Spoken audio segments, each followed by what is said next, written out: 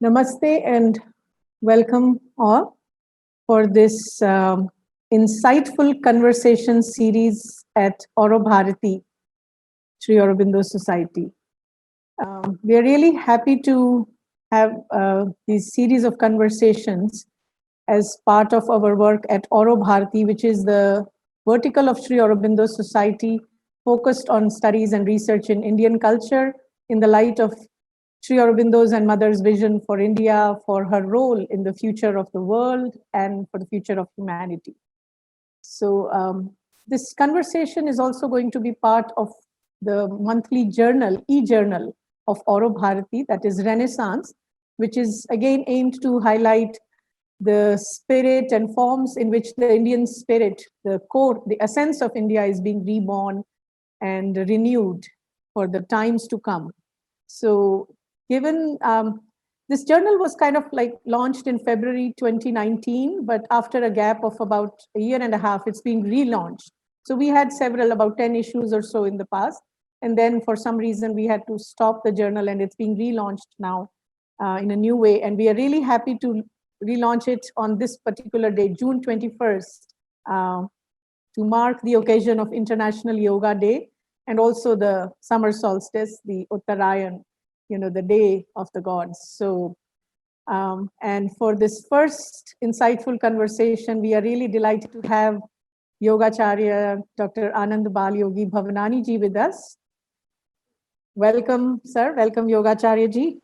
And the topic that we have chosen for this particular day sort of bridges the world of yoga and the world of Indian spirit, Indian culture beautifully. And we recently came to know that Yogacharya ji is coming out with a new ebook on yoga and cultural misappropriation.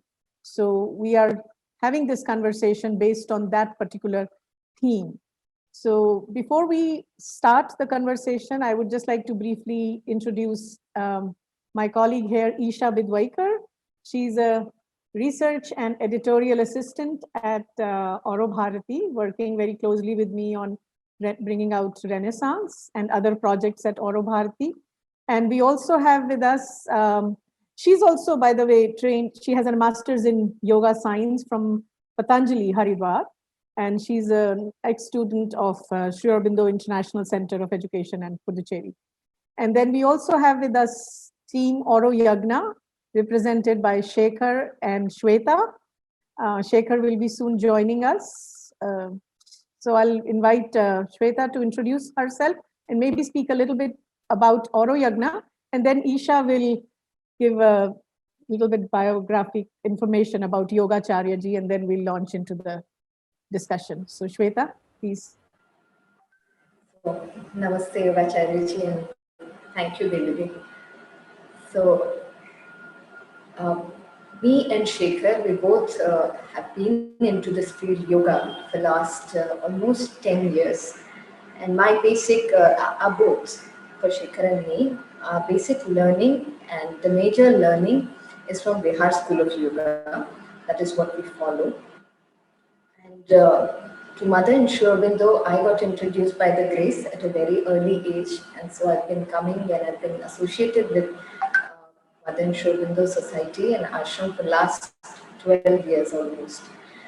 So Auro Yagna started very recently. We can say it's a 1-year-old little baby. So last year in the month of January, Auro Yagna started, which Sri Aurobindo Society always was looking for, to start a separate vertical which will focus mainly on the physical aspect of yoga. So keeping this into the mind, we started Auro Yagna. But as Mother has very clearly said that yoga can, any systematic and conscious activity and a practice can become yoga. So we are not only trying to focus only on Hatha Yoga or the ancient practices of yoga, but also any kind of systematic, modern or ancient practice, how that can be brought up and can be used as a yogic practice. That is what we are looking for, and that is what we are working on. And as we have kept our subtitle, Auriyatna and All Life is Yoga, what Sri Aurobindo had said. So we are trying to reach as many fields, as many spheres of life as possible. So children, women, and young youth, and there are many other projects like Swarnim Puducherry, or the educational project of society, through which we are trying to take forward this aspect of yoga. This can be the brief introduction that I can give about Auriyatna. And I would really like to welcome Yogacharya ji once to society, and we are really looking forward to do some collaborative, nice work with you. As I also expressed to Veludi also, because I had attended your session in one of our camps when the children from US had come. Yes. You were there. Yes. And I personally had thoroughly enjoyed that session. I could not see, I mean, the one to whom we call Yogacharya ji, and the way you were with kids, with children, I mean, that was really amazing. That is what I feel is the flexibility and the vastness that yoga can bring in any personality. Yes. So, again, welcome once again. Thank you. Thank you, Shweta. That was very good summary of Oro Yagna. And yes, I also remember those visits by Yogacharya ji and his better half, Dev Sena ji, and the fun that kids had with them was amazing. So we'll try to recreate some of those events like that in the future. So Isha, would you just kindly just briefly give a little introduction of Yogacharya ji? Yeah, namaskar Yogacharya ji. I was so happy that I'm getting to work on this with Beluji, and also because Dr. Professor G.D. Sharma from University of Patanjali is closely related to you. So, like dunya gol hai. I mean, the world is really round. That's what came to my mind. From way to Patanjali to Puducherry, I could never really imagine. So I will now briefly introduce you. I mean, you have such a long list of qualifications. I had to literally write it down nicely. Otherwise, I'll just miss out on something. And so, yeah. So Acharya ji is the son and successor of Dr. Geetanand Giri and Meenakshi Devi Bhavanani ji. He is the director of Center for Yoga Therapy, Education and Research at Sri Balaji Vidyapeeth. Also a chairman of International Center of Yoga Education and Research, Ananda Ashram and Yoganjali Natyalam. And he has authored around 25 books, has brought out 19 DVDs, 31 compilations, 250 papers and so on. He's a gold medalist in MBBS. He's done postgraduate diploma in family health, advanced diploma in yoga, and to add to his personality, is also a classical Indian vocalist, percussionist, choreographer, and composer. He is a member of Ministry of Ayush and a consultant resource person in WHO. That's all I could think of right now. That's all I could memorize. I mean, the list is so long. So we are very happy to have you with us to discuss on the topic cultural misappropriation and yoga. So I'll leave the stage to you. Thank you so much, Isha, Billu, and Shweta. It's indeed a very nice pleasure to be with all of you. And whenever we think about anybody's curriculum vitae, we look at the biodata, the profile, it is usually what has been achieved in the past. But I believe that every moment is a new moment. And so who are you in the moment? Who are you in the now is what matters. And how do you respond to the now? Because yoga is all about consciousness, mindfulness, common sense living, being in the now, being present. Wherever you are present there. Your mind is there, your body is there, your emotions are there. And this is why I think working with children has been the biggest joy, because with the kids, they don't care whether you have a doctorate in yoga or whether you are the president of USA. You are just a human being to them. And the more you connect to them at the heart, the more you are going to be able to connect and create that relationship that then is for life. So it is a very important aspect of being in the now is being with children. My father used to often say, be childlike. Don't become childish, but be childlike. That innocence, that exuberance, that enthusiasm, that everything is like, wow. And then we become adults and we are like, ah. So it is so important to have that. So coming to the topic today, Bellu had seen my announcement on the new ebook. And this ebook came out because of a Saturday morning session. Every Saturday morning for the past 48 weeks. Today was 48th when I was doing it. And for the past 48 weeks, every Saturday morning, I give a morning session at 7:15 and look at different aspects of yoga. And a month ago, I was asked questions by many of my students abroad about what is this cultural appropriation and misappropriation topic, and we are having so much of struggle in trying to find a roadmap on how to deal with it. So out of that came this session, and it was a live session that then was transcribed. And after transcribing it, one of my students in Canada, the person who transcribed it is Malini, who is in Australia. So Malini is a PhD scholar in Australia who has a very good understanding of yoga and its, environmental aspects. And Padma in Canada is a graphic artist. So she started creating beautiful images to go with these concepts. What is culturally appropriate yoga and what is cultural misappropriation?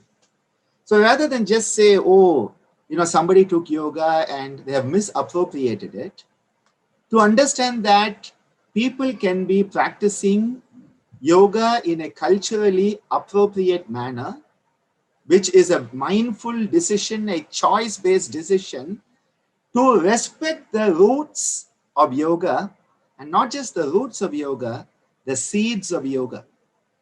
Because the seeds of yoga go into timeless areas. Everybody wants to find the root of yoga. I say the root is only now. The seed is primordial. Because yoga began the moment life began on this planet. So you cannot say, yoga is only 5,000 years ago or 7,000 years ago or even 10,000 years ago. Because yoga is timeless. Lord Krishna, Yogeshwara Krishna in the Bhagavad Gita tells us, even at that time, that yoga is Puradana. He says yoga is ancient and the Bhagavad Gita is at least 5,000 years old. At least. Because if you look at our Indian calendar, Kali Yuga, about 5,000 plus years is where we are today. And Kali Yuga is associated with the time around the Bhagavad Gita. Some say the first day of Mahabharata, some say the day Krishna died. Irrespective of that, close to that period, so 5,000 years ago, you find Lord Krishna saying, yoga is ancient. So we have a timeless culture of yoga. Yoga and the timeless culture. So what is timeless? Eternity. What is eternal? Sanatana. So sanatana dharma, the eternal culture of responsibility. This is how I like to translate it. I say dharma is responsibility. It is not reactivity. It is responsibility. How do you respond mindfully? How do you live mindfully?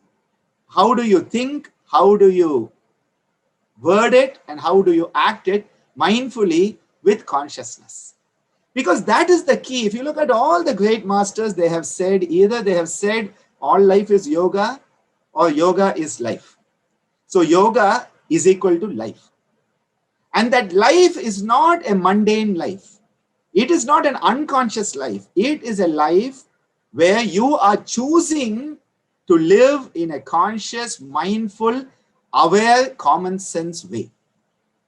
So when we talk about yoga, there is a tendency for people to take it out of context. So what do? What is the context of yoga? Sanatana dharma. What is the language of yoga? Sanskritam. And what do is they try to divorce yoga from Sanatana dharma and yoga from Sanskritam. This is the basis of where the whole misappropriation starts. So the basis of where it comes is, we don't want yoga to have anything to do with Sanatana dharma, because Sanatana dharma is an eternal culture which has sustained, nourished, and is nourishing Bharat today. What is known as the geographical boundaries of India, but Bharat. Because when we say Bharat, it is not just the geographical boundaries of India. It is a culture. It is a living, throbbing, alive culture that we are talking about when we say Bharat. Not just geographical boundaries. Because geographical boundaries are man-made. Cultural boundaries are beyond any human division, any limitation. So people are scared. People are scared. They say, oh my God, yoga has something to do with Sanatana dharma. Sanatana dharma has something to do with this concept of Bharat. And it has something to do with Sanskritam. Oh my God, that is dangerous. This is where it all starts. It starts from a fear complex, a fear that is triggered by a sense of you are different than me. Now, the whole basis of yoga is we are all one. That is the whole basis of yoga. That is the whole basis of Sanatana Dharma is Vasudhaiva Kudumbakam. We are all one family, one world, one family. Even before people came up with these catchy slogans, we had it in our culture, one world, one family, Vasudhaiva Kudumbakam. We had that. Yadu Mure Yavaram Kele is said in the Tamil culture.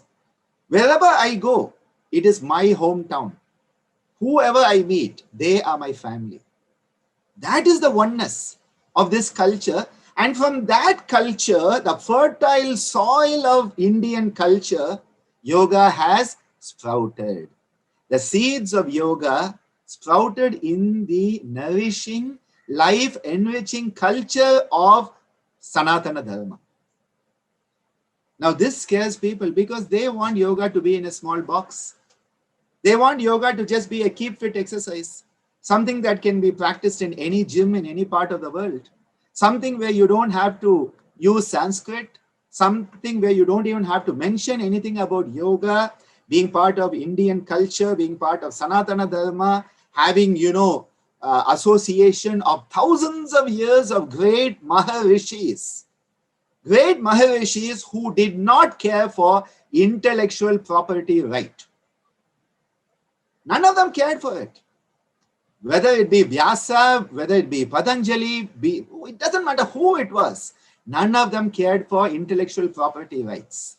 But because they didn't care for it, today people just take it.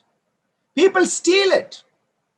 Someone asked me, they said, Dr. Ananda, the word should be appropriation. Because appropriation means to take somebody's property and you then claim it is yours. They said misappropriation is more for banks where people are swindling, embezzling money. I said yes, it is misappropriation because people are swindling Indian cultural, intellectual property right. It is cultural theft. When you take yoga out of its cultural context, when you divorce it of its cultural roots, what do you have? You have a dead body. You have a body, you don't have the soul. It's not even alive. It is like you want to study a dolphin. You want to study a dolphin, beautiful dolphin. What do? You should go into the water where the dolphin is in its natural habitat, swim with the dolphin, and you start to understand the dolphin in its purnam. That holistic, wholesome aspect of the dolphin comes alive in your consciousness when you are with the dolphin in its natural habitat, natural environment. But what do we want to do? take the dolphin out, put it in a small box without water, kill the dolphin. We will then dissect and say, oh, this is the dolphin's this part and that part, and this is that and this. And we say the dolphin is just a blubbery mass that has no use. This is what happens because we are taking something and killing it in order to analyze it. It is like a beautiful statement was made recently. What is the difference between like and love? They said when you like a flower, you will pluck it and keep it someplace. But when you love it, you will water it. You will nourish it. You will sustain it. Now, this is the difference. Cultural misappropriation is when people take yoga because they like it. It makes them feel good. Endorphins, enkephalins, all the internal feel-good hormones. They all come. I feel good. Oh, my body feels good. You know, my muscles are better. My brain is functioning better. I sleep better. My menstrual cycles are normal. My blood pressure has become normal. My sugar has become normal. I like it, like it, like it, like it. Take it out of the context. Pluck it like you have plucked the flower. Put it in your air-conditioned yoga studio with glass walls on the 33rd floor of Manhattan. And you say, I'm having a yoga class. And then in that class, you know what they do? Oh, my dear fellow yogis. Yogi? You just join the yoga class and you are yogi. You buy a yoga mat, you become a yogi? Yogi ka matlab, not that. Krishna says, Yadahi nendriya teshu na karmasu anushajjate sarva sankalpa samniyasi yoga ruda tada uchyate. When you have given up all your attachments, all your desires, when you are moving amongst the sensory objects without attachment to them, you are not bound by the karma. You are moved into a state of nishkama karma. At that point, you are yoga ruda. You are a accomplished yogi. And these guys, they buy a yoga mat. Hi, fellow yogis. I've been in conferences. Oh, my dear fellow yogis. I'm like, seriously, I don't think anyone in this hall, including me, is a yogi. This is the approach, because for me, the word yogi is one who is in that state of yoga, a state of yoga which is of samatvam. Yogastha kulkarmani sangam tyaktva dhananjaya siddhya asiddhayo samabhutva samatvam yoga uchyate buddhi yukto jahati hai ube sukrita dushkrate tasmad yogaya yujjasva yoga karma sukaushana tapasvibhyo adhiko yogi jnanibhyo apimadodika karmabhyaschadiko yogi tasmad yogi bhavarjunaha. That is what a yogi is. Not buying a yoga mat, signing up for your first yoga class, and suddenly you're a yogi.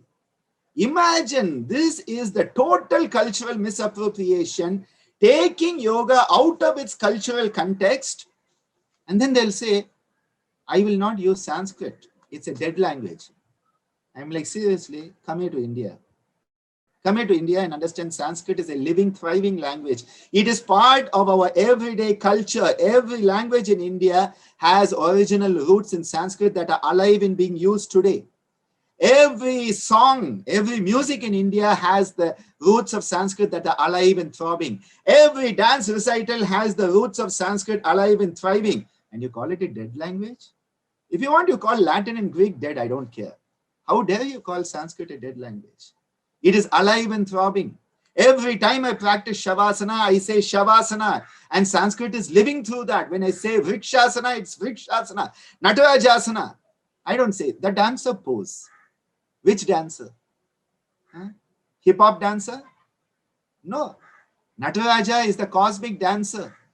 The cosmic principle of transformation, which is creating Shrishti, Sthiti, Laya, Tirobhava, and Anugraha. The 5 aspects of Nataraja are coming alive. I'm having my goosebumps are coming as I think of it. When I say Nataraja, the concept comes alive in me. And I say the dancer, it can be any goddamn dancer in any pub dancing on a pole. It's not that.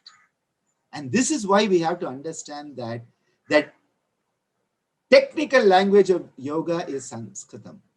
Technical language of yoga is Sanskritam.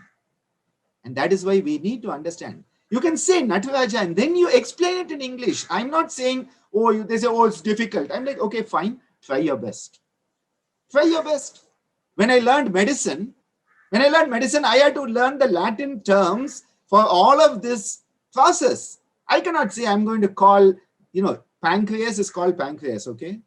I cannot say that funny little thing which looks like a sweet potato lying in your tummy. You will say, what are you talking about? It has a name called pancreas, scientific name. Same thing here. Natarajasana has a specific name. Please use it. Don't call it dancer. Vrikshasana is a tree. Don't just say tree. Tree means anything. Vriksha, the moment you say vriksha, the whole cultural ethos comes alive. The principle of the tree comes alive and you go through the experience of being a tree. Yogasanas are simulation techniques to simulate the experience of whatever practice you are doing. So what happens is, yoga is taken out of its cultural context because they like it. It is killed, and you have this mummified dead body yoga, Jada yoga, a plasticized yoga, Barbie doll yoga, which has become the modern yoga, and everybody thinks yoga is a keep fit exercise. This is cultural misappropriation, where you have stolen somebody's cultural treasure without acknowledgement, without proper usage. If I use it, it is absolute a mess of integrity. Let's talk about academic integrity. As an academician, more than 250 research papers. Every one of my papers, when I make a statement borrowed from some other researcher, I must quote that researcher with a proper reference, and I must attribute it in my references with the source. Otherwise, it is a lack of academic integrity. And you could lose your job for a lack of academic integrity. Plagiarism check they have. You run the plagiarism check on modern yoga and it comes 100%. 100% plagiarism. Because they just steal it and they don't even say where it comes from. They don't even give cultural acknowledgement to it. Now this is cultural theft. This is intellectual property theft. And so I call it cultural misappropriation. Now, I wish it was only done by Westerners. But now in modern India, it is happening in modern India also, where we have also started to ape them.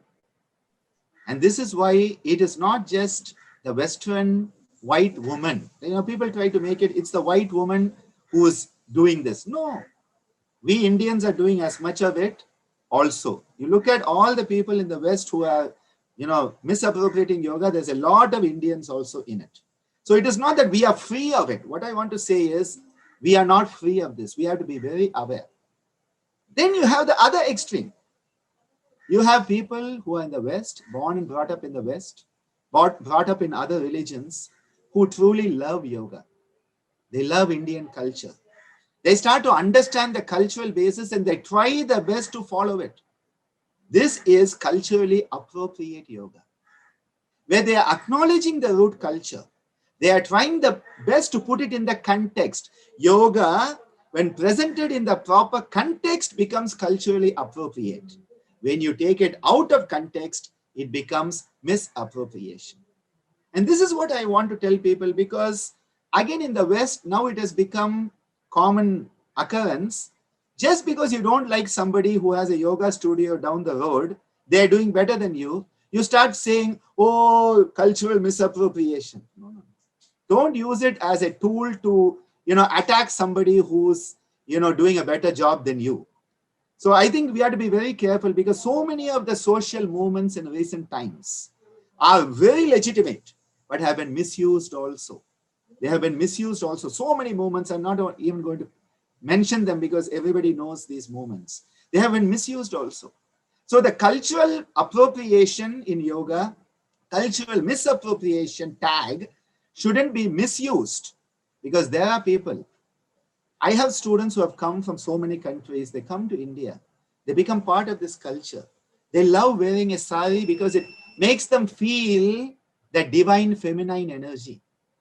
There is no better dress to make you feel divine feminine than the Indian sari. One size fits all. Amazing, I tell you. And they just love it.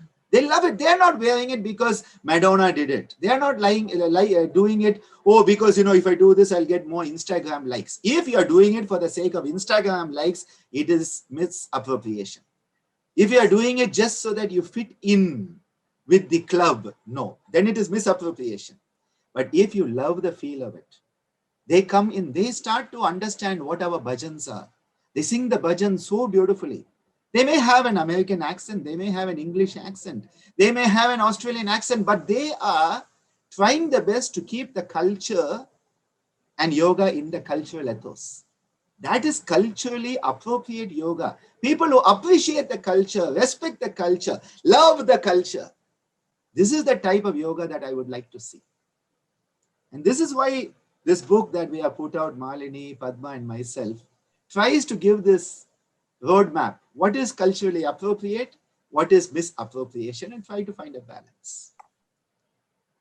Great. Thank you. Thank you. This was really a wonderful summary. And I really appreciate the subtle differences that you point out between what is culturally appropriate and contextualized yoga. Yoga as understood in the context of Sanatana Dharma, and what is culturally misappropriate. And I think one of the other very important points you make is that it's not just the Westerners who may be misappropriating or decontextualizing the yoga, but a lot of Indians are responsible for that as well, individually and collectively as a culture through institutions, what we have tried to do. I'm kind of reminded of something Sri Aurobindo said once, that India is rising to make yoga the ideal of life. And it really connects with what you started off saying, as yoga is sanatan, yoga is eternal, yoga starts with life, all life starts with yoga. So that idea of yoga, or that truth of yoga, somehow gets erased in all these mass celebrations of International Yoga Day and things like that. So how do you work around that? I mean, it's interesting how more and more of misappropriation or decontextualizing of yoga from its dharmic or even Hindu context happened as yoga becomes more and more popular. So India has this gift to offer to the world, and yet we have to keep it true to its context. So how do we work around that? That's a beautiful question, Belu. In fact, it is a question I have grappled with for the last 7 years. Ever since we started celebrating June 21 as International Day of Yoga, I have grappled with this concept, because on one side, it is nice that yoga is becoming popular. The good part of it is yoga has got now a legitimate place in people's consciousness. Earlier, if you said you're a yoga teacher, it meant you are good at nothing. That is how people perceived you. They said, oh, you couldn't do anything else.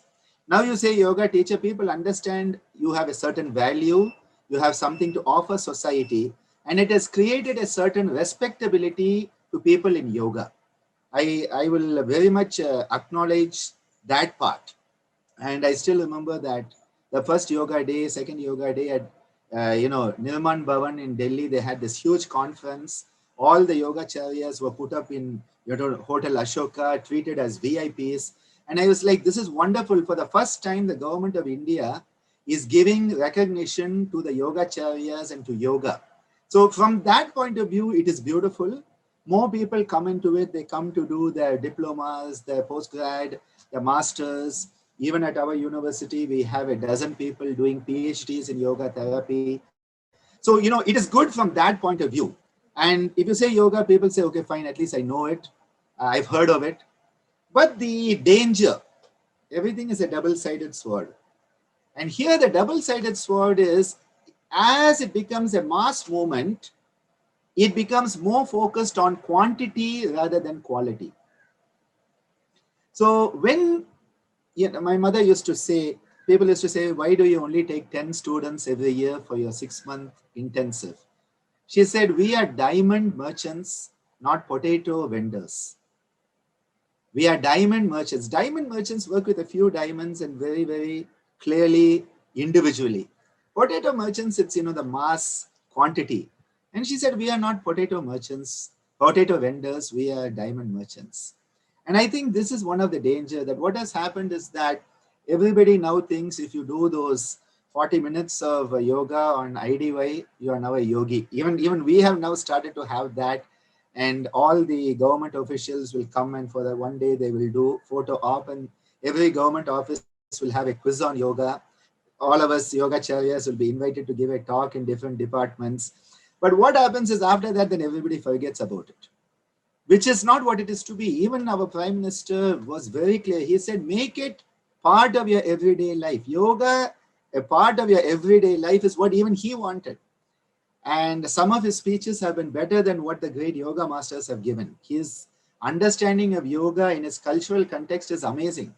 But then by the time it comes down, these beautiful concepts, by the time it comes down to grassroots level, you just have people sending a circular to all students in the school, assemble on that day and everybody do it because, I had to send a report to the Ministry of Education. Do it in universities because UGC has asked a thing. And what has happened, we start to devalue it, and we start to actually create people who then don't like yoga. We end up with people who don't like yoga because it is being forced. See, anything when it is forced, people are not going to like it. And this is why it is important for people to understand it and get it in a way that they can appreciate. So coming back to it, I think the mass production will always, the quantity will be there, quality not there. I remember Ammaji talking to the Secretary of Ayush a few years ago. And he said, we have this yoga certification board at that time, IQ, quality control of India, QCI, level 1, level 2, you have all these levels. And he said, we are aiming to have 10,000 people by the end of the year qualified through QCI. And Ammaji said, can you tell me the full form of QCI? And he said, it's quality control. She said, you are talking of 10,000, that is quantity.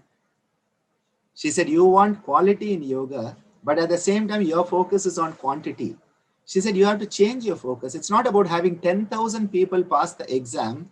It is having enough people who are competent, who understand yoga, not just they have learned 10 Yoga Sutra and 10 verses from Bhagavad Gita. They can pass an exam, do a couple of asanas, and then you say, yes, you are qualified level 1, 2, 3, 4, 5, whatever level you want. It's not about that. Has the seed of yoga got deep into the heart? Has the seed of yoga got deep into that person's heart? Because that is where inner transformation starts. The parinama, which Maharishi Patanjali talks about, parinama is transformation.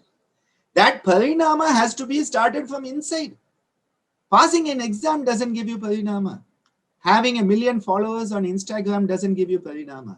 Sadhana gives parinama. And that yoga sadhana is an individualized journey, not something for Instagram, not something for doing at Rajpath or Puducherry beach. So the danger in this popularization is we do get quantity, but I think quality has been a big issue. And personally, I feel that at some point we have to take a hard look, because India is the leader. India is the Vishwaguru. And when it comes to yoga, we have to stand up and say, we will set what quality means. But if we fall back, then what is the difference between Western organizations where you pay the money and you become qualified and affiliated and all? A lot of Western organizations are their business model. Then what is the difference between them and us? We are then selling our own culture for plastic money. We are not, at least sell it for gold, okay? And Judas sold Jesus for silver coins, a couple of silver coins. We are not even getting silver coin, we are getting plastic money. And we are selling our golden treasure culture, platinum level culture. So I think we need to take a hard look at ourselves. And for this, we have to realize that quantity is not important in yoga, quality is important. And if you can have 5 teachers coming out of your institution of good quality every year, that is better than 5,000 potatoes. So 5 diamonds are always better than 5,000 potatoes. I think it is very, very important. Excellent. Thank you. Shweta, Isha, do you have some questions for Yogacharya ji, please? Yeah, I have just one quick question is, do you think that if there's a fear of becoming a Hindu for all the yoga practitioners, especially among the Westerners, that if they practice yoga, joining palms and chanting Om, so they might be turning into a Hindu. So how to deal with this conflict So for them and also for us who would be in yoga field later on? How to handle this? it's a very legitimate question, Isha. Very legitimate. In our ashram, when students stay with us, the morning starts with an arati where we invoke Lord Ganesha, Lord Shiva, Durga, Lakshmi, Saraswati, the Guru. And at night also the arati ends with a Loka Samasta in front of that same place. So it starts in the morning, ends there. They come to our pujas, they see the cultural ethos, because we definitely do not hide the fact that we are Hindu. So this becomes a question for many people, and they feel, oh, what if the person loses faith? This is what they're scared about, loses faith. And what I like to remind people is faith is not a matter of religion, it's a matter of spirituality. And spirituality transcends all religion. Spirituality is the glue that keeps all religions together. The religion, what it says is, most religions, and this is a big issue, organized religion, I have a big issue against it. Any organized religion, I say God walks out. The moment religion got organized, God walks out, because God, the divine, Brahman, Parabrahman, doesn't like to be in a box, and religion tends to put God in a box. So this is God, God looks like this is how you pray to God, this is what you have to do. If you don't do this, if you do this, you go to heaven. If you do this, you go to hell. All this is a box set up by human beings, and most of the time by men. Women do a much better job, but we men have really messed up the world. Time to give it over to the women. So we have created these boxes, and we say, this is what religion is, this is what God is. Now, spirituality unboxes everything. Spirituality is your own relationship with your own spirit, where you suddenly realize, Aham Brahmasmi, Ayam Atma Brahmam, Prajnanam Brahmam, and we say Tattvamasi. Now, this doesn't mean Hinduism. This means you are connecting with your own divinity, your own spirit. And what I like to tell people is that, the divine is one. It's like energy. If you don't like God, and the beauty of Hinduism is you can be an atheist and still be a Hindu. No other religion allows you that leeway. So if you don't like the word God, I have my own issues with the word God, because I prefer the word Purusha, Ishvara rather than God. So say you don't like the word God, you say energy. The whole cosmos is energy. And that energy percolates everything. That energy is doing everything. The energy is eternal. The energy can neither be created nor destroyed. It only changes form. So energy becomes another very good way to understand what the divine is. So we have energy. I have energy. You have energy. Each one of us has energy. When we connect our energy with the energy of the cosmos, that is what spirituality is. So what I like to tell people is, I go back to my father's statement. He says, yoga makes you better at whatever you are. He says, when you really practice yoga, go into the depth of yoga, if you're a Christian, you become a better Christian, because you will start to follow the dictates of Jesus. You will become a better Muslim because you will follow what Allah is saying. You will connect to the cosmos. But you know what? It becomes a threat to the church. It becomes a threat to the organized religion, because they want you to be sheeple. They want you to just be numbers. And suddenly you are connecting straight with the source. No religion wants that. They all want middlemen. Not middlewomen, middlemen. They want middlemen. Now what yoga is saying, and this is where I say yoga is a threat to all religion. Because what yoga says is you can become God. This is actually what happens. If you look at the Yoga Sutras of Maharishi Patanjali, in Kaivalya, you and Ishvara are one. You become Ishvara. You don't get close to Ishvara. See, all religion says you get close to God, you can be next to God, you will be loved by God, you will be praised by God, you can sit on God's lap, all of this stuff. Patanjali is very clear. He says, you become Ishvara.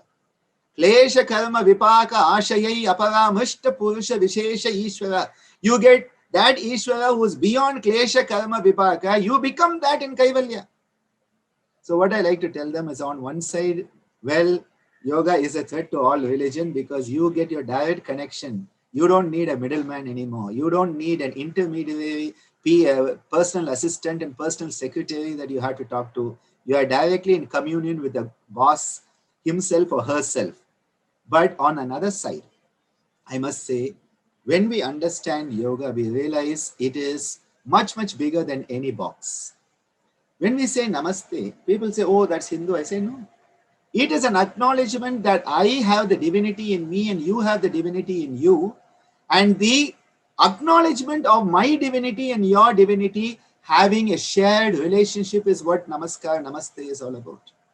It is a shared divinity that I am acknowledging. Nothing to do with Hinduism. They say, what about Om? I say, no, look at Om. What is Om? It is a combination of Akara, Ukara, Makara. A, U, Ma. So A plus U becomes O. So it becomes Om. But Akara, Ukara, Makara, if you understand, it is found in all religions. Amin. Amen. These are their perspective. That is how the Christian religion perceived the same A, U, Ma, and they created Amen. The Islamic culture perceived it as Amin. We have perceived it as Auma, which became Om. It is all one and the same.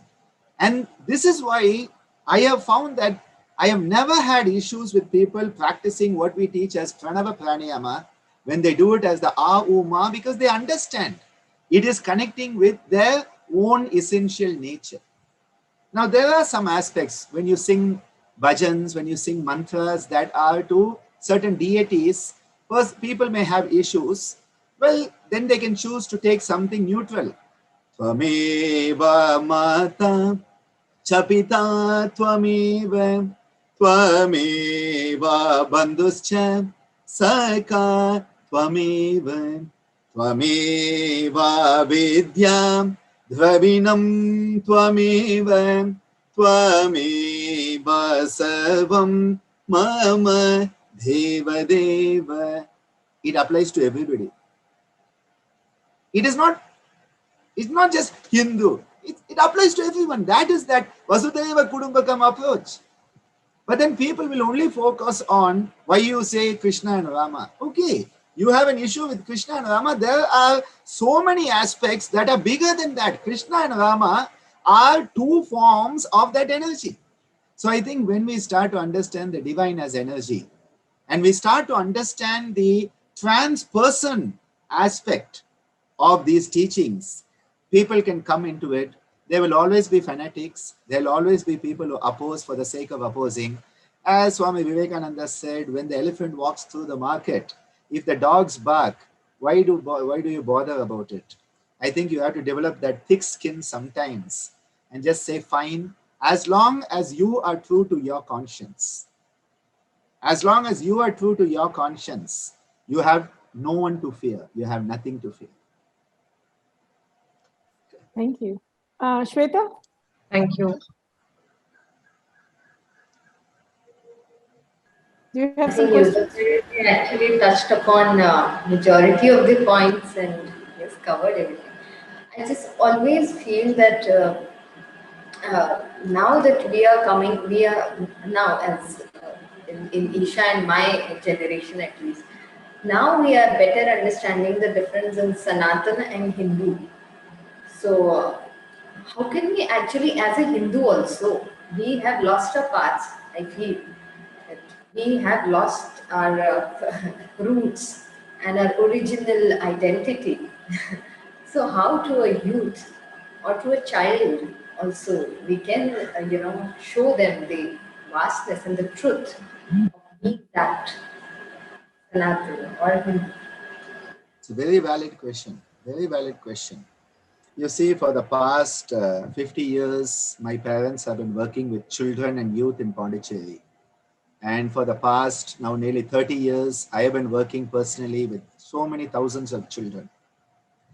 One of the great important contributions, I would say, of our work is giving our children in Puducherry a cultural infusion. Because we say modern education gives you carbohydrates, proteins, and fats, but it doesn't give you vitamins and minerals. The vitamins and minerals are very, very important, and cultural education is so important. So when we teach our young children the yoga, the Bharatanatyam, the Carnatic music, there's a lot of introduction of cultural concepts, and so they start to learn what is the Ramayana. Ramayana, many young people, they are told, oh, it is mythology. I'm like, no, it's not mythology. Oh, Mahabharata, it's mythology. I'm like, see, it is only in Western civilization that they separate history and mythology. In India, we have mythological history and historical mythology. You cannot separate them in Indian culture because for us, an example is, if you talk about a very important character called Avvayar in Tamil Nadu. She is the Tamil poetess. And our culture, she has given amazing songs. One of the most important one, which all the young children hear. Aram seiye virumbu aruvadu sinam. It starts off with, try to live a life of dharma. Aram means dharma. So it says, try to live a life of dharma. That should be your intent. Your intent should be to live a life of dharma. That's where she starts. Beautiful compositions she gives. Now, if you look at Avvayar, we talk of Avvayar having conversations with Lord Muruga. Avvayar has conversations with Lord Muruga. The relationship of Andal with Lord Ranganatha Swami. It is historical mythology, mythological history. You cannot separate it. So what I tell our young kids is, you have to come out of this binary perspective process. The binary perspective that is it history or is it mythology? I'm like, it's both. Because the modern mind, and most of the young people have been trained in modern education, which is analytical, left brain. Left brain modern mind says, either this or that. I say Indian culture says iti iti. It can be this and that. It is not this or that, it is this and that. It is not you or me, it is you and me. And this is where inclusiveness comes into the young people, and they start to realize, because there are so many people. When you talk about the Rama Setu, the bridge that is down there, of course, they gave it this one name, Adam's Bridge. And we call it Adam's Bridge. We are proud to call it Adam's Bridge, not proud to call it Rama Setu. This is the tyranny of modern education left behind by Macaulay and all that, his set of goons. Goons, that's the word I use. Okay, I'm not, that's my gangster yogi coming out. I have an alter persona which is called gangster yogi and brings it out. Rama Setu, when this was discussed, one of the prominent politicians asked a question. He said, which engineering college did Rama get his degree from, who built the bridge? Now, what I'm saying is, we have been brought up with the so-called rational analytical approach that Rama is a figment of mythology and the bridge cannot have any relationship to him. See, this is the problem because we have been brought up that way. So I think one of the issues is we need to give the cultural education, and these concepts we give through the music, through the dance. We do the dance dramas. Our children learn about all the stories of the Indian culture. They learn about, Kannagi, the amazing woman power. You talk about woman power, Kannagi is the epitome of that. Burns down Madurai with a fury. That type of power we have. They learn about Sati. They learn about Sati and Satyavan and the power of that capacity the woman had to outthink even the god of death. What an amazing capacity Savitri had. One of the great contributions of Sri Aurobindo. When we talk about that, we bring it out. What is Savitri? What is the energy of Savitri? Who is Savitri? How Savitu is related to the sun. And I think it is so important to bring these alive. The concept should be alive. And your generation has missed something which our generation had. And that is called Amar Chitra Katha. Amar Chitra Katha is the best thing that ever happened in India for my generation. So many things. Uncle Pai, Anant Pai, Uncle Pai, God bless his soul, his Atma with Sadgati. Such an amazing contribution where all these concepts came alive in pictorial form for young people. Now they have gone digital. Amar Chitra Katha has gone digital and it is available, but it doesn't have the same ethos. I remember going down Nehru Street to Honesty Bookstore. It was on Nehru Street in those days, the end of Nehru Street. And I used to wait every month. Is there a new release of Amar Chitra Katha? What will be the story? Satyavan and Savitri. Oh, it will be the Mahabharata. And what happens? You start to gain, because it's important. What are the kids reading? Superman and Batman. What are the cartoons we are watching? Disney on Hotstar. And so Hanuman becomes a cartoon character. Ganesha becomes a cartoon character. So then Mickey Mouse and Ganesha, Mickey Mouse and Hanuman are treated at par, because now both are cartoon characters. See, this is how the culture has been eroded. So we need to bring it back. We need to give it in a way that is palatable. I say with the kids, you cannot sit them down and give them a 1-hour lecture on Mahabharata. They'll hate the Mahabharata for the rest of their life. What do you have to do? Make it a dance drama. They are part of the dance drama. They are learning the song. They are learning. All our kids, the whole drama, 3 hours of song, they will be able to sing it. They'll be able to dance it. When one character is dancing if you look on the audience, while we are practicing stage rehearsal, all the small kids will be doing that same dance and singing it. It goes into the cell. We have to get these cultural concepts into our cell so that every cell is alive and throbbing with the culture. So I think it is the responsibility of my generation and now your generation also to work with the young people. Don't make it monotonous. Make it enjoyable. It should be fun. If I say, there is somebody called Narasimha. Narasimha came and saved Prahalada, and Prahalada's father, Hiranyakashipu, was bad. And you should say, Narasimha came. You should make it fun. You should say, and he tore it. And how did he tear it? You should do it. If you want to be, I'm this dignified teacher, I should maintain my dignity. Throw the dignity out the window. Be one with the children. Let the culture come alive. Let the music and dance come alive. There is no other way to teach young people than music and dance. Such a beautiful way to give it to them. Sing song. This is the way we teach them, and then it comes alive. And once it comes alive in them, I tell you, they will start searching it. They will start finding about it. They will read. The net is filled with resources. The net is filled with resources, beautiful resources. But we have to give them that foundation, create that spark of interest. You have to light that spark of interest. It will become a forest fire in a positive way. It will become a forest fire. But you have to first light that spark. For that lighting, you have to have that spark. And that is where again and again I come back. One's own life is one's own teaching. You have to live the teachings. Yoga has to become you. You have to become yoga. You have to become the culture. You have to embody it. And then automatically, wherever you are, it will come alive. Wow, thank you. I know there are so many other sort of side lights that you are throwing through your responses, and I'm sure there are more questions and we can continue to discuss, but I'm also mindful of the time.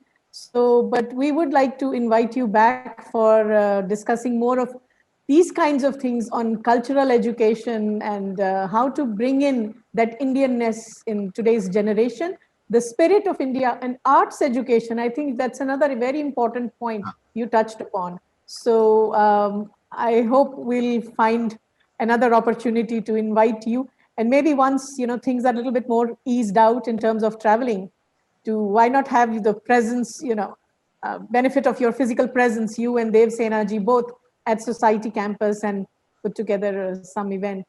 So I don't know if there are any last quick questions, Isha or Shweta, you have, or should we close for now? Yes, please go ahead.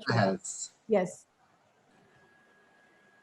Actually, it's not a question, but I think it's a request, and also maybe through this conversation, I will get some more insights.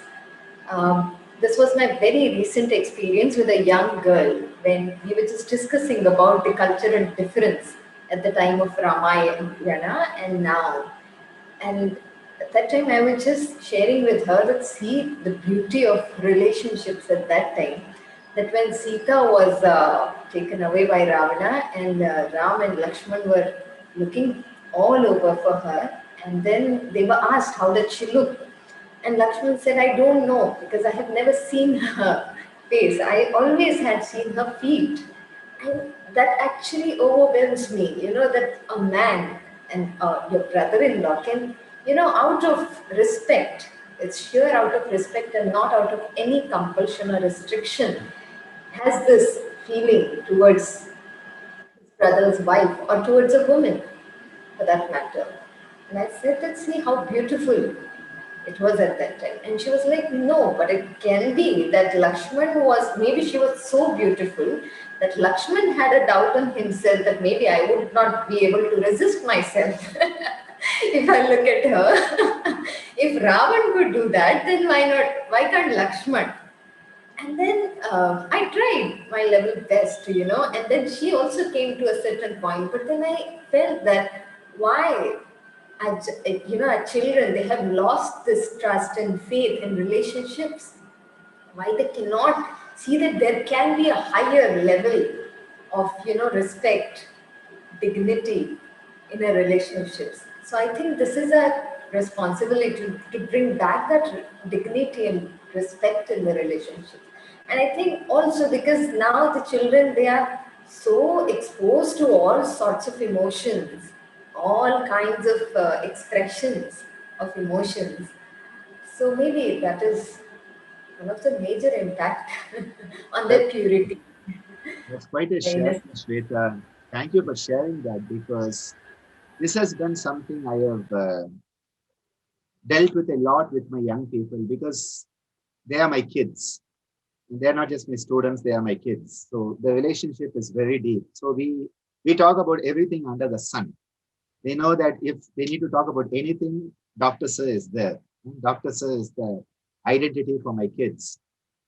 And this is so true that what has happened is that in the world today, relationships have become so disposable. Relationships have become so fragile. Relationships have become so plasticized. Relationships have become so much about what can I get from it rather than what can I give to it. I think for me, the yogic attitude is whenever you have a relationship, what can I give to this relationship? When you meet someone, what can I give them? When you go someplace, what can I give? What can I share? Because I believe sharing is caring. When you care, you share. And the more you share, the more you care. It's a beautiful cycle. But whenever I talk about this, many times the young people, they say, sir, Yogacharya. Yogacharya means innocent fool. You are an innocent fool because, you trust everybody. I said, see, I want to be the person I would like to have in my life. I would like to treat others as I would like to be treated by them.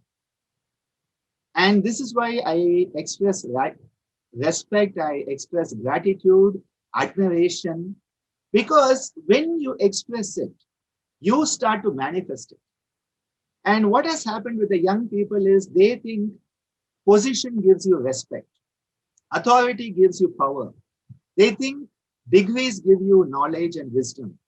And I say, no, none of that is true, because all of that is an externalized paradigm. The internalized paradigm is who you are. And it's very difficult at times because, they look around and they say, what you're saying doesn't happen any place. And sometimes I wonder, am I spoiling my kids for, the outside world, the real world, as they call it? It's the unreal world, but we call it the real world because we don't know the difference. I wonder whether I'm spoiling my kids by giving them all of these concepts, because again, when I think of Rama, when I think of Bharata, giving up the kingdom, instead of saying, oh, thank you, mom, you kicked elder brother out, now I get a chance to hold on to it for as long as I want, and I will plot a way to kill him when he is out there, which is the Kaurava mentality. You see the way between the Ramayana and Mahabharata, even human beings changed. I think this is a very important thing. So no wonder between Mahabharata and now we have changed so much. Because you can see, you compare the value system of Ramayana and Mahabharata, and you already have a case study in degeneration of human values and human relationships. You can already see it. And from Mahabharata onwards, we have gone downhill. We have not gone uphill. We have not even maintained status quo. So the young people, they see what is happening today, and you are giving them something which looks like it is utopian, impossible. And that's why I tell them, well, I try to embody that utopian value in my life. And that is one thing they'll accept. They say, sir, you are a role model for us. So I think as a teacher, as a mentor, as a friend, you need to be a role model where they see you trying to live those high ideals, those aspirations. If you are living, and again as a parent, if you are living, at some point, it will percolate down the line. But it's a big challenge, a big challenge. I really appreciate that, Shweta, that is such an important aspect when we go into this. I think that's worth an entire talk someday, Avelu. Yes, we can certainly, human relations and the yogic attitude in human relations. I think we should definitely have that as part of these insightful conversation series. So I want to kind of just bring us to a close, but I want to know, when is this ebook actually releasing? So we can June feature. 21. Sorry, June 20. Okay, great. So we'll feature it in Renaissance as well, and maybe have somebody do a review of the book as well. So thank you so much, Yogacharya ji, for giving us this time. I know it's been a very, very busy week for you, and the next week as well. So we really appreciate your spending this much time. And thank you, Shweta and Isha, for joining for this conversation. And we look forward to having more sessions with you online as well as offline. So thank you so much. Thank you for having us here. And we will be together many, many times. Yeah, definitely, Acharya ji. Please have some time for us in future also. We have so many questions. I'm not asking because of the time, so we'd love to have you again. I am always available. I'm always available, especially for young people who want to find answers, because I think it's so important. The question is the most important part of life. Yes. Because you have a question and it spurs you. If you think you know it all. So with that, I think, yes. Namaste, Dhanyavadaha, Shukriya, Thank you. Thank you so much.